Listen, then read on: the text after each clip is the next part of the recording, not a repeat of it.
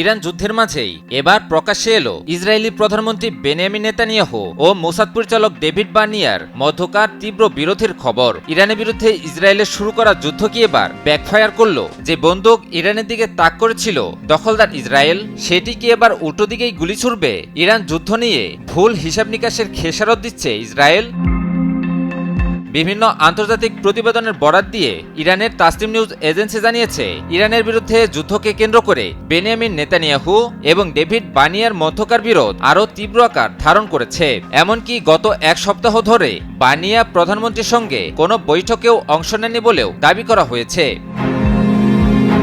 সংবাদ মাধ্যমটি জানায়, ইরানের সামরিক সক্ষমতা, রাজনৈতিক বাস্তবতা এবং সামাজিক পরিস্থিতি সম্পর্কে ভুল বা বিভ্রান্তিকর তথ্য দেওয়া হয়েছে বলে মোসাদ পরিচালকের বিরুদ্ধে অভিযোগ তোলেন নেতানিয়াহু।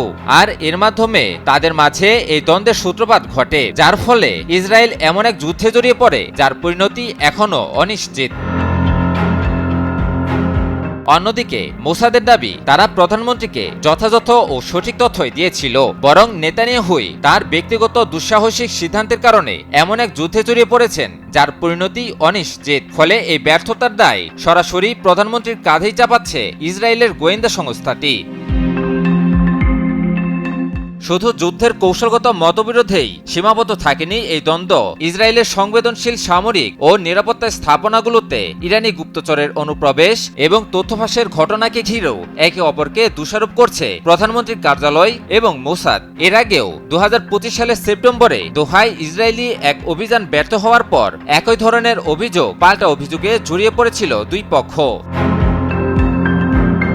বিশ্লেষকদের মতে, ইসরায়েলের শীর্ষ রাজনৈতিক নেতৃত্ব ও গোয়েন্দা সংস্থার মধ্যে এই প্রকাশ্য দ্বন্দ্ব যুদ্ধের কৌশল, গোয়েন্দা মূল্যায়ন এবং সিদ্ধান্ত গ্রহণ প্রক্রিয়ায় গভীর সংকটের ইঙ্গিত দিচ্ছে। বিশেষজ্ঞরা বলছেন, যুদ্ধের সময় এমন বিভাজন সামনে চলে আসা প্রমাণ করে ইসরায়েল এখন কেবল বাইরের প্রতিপক্ষের সঙ্গে নয়, ভেতরের সমন্বয় সংকটের সঙ্গেও লড়ছে।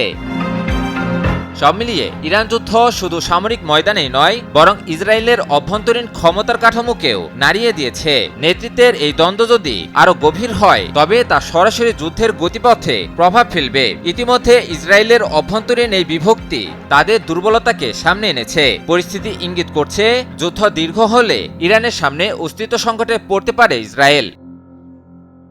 ইমন আলী, নিউজ 24।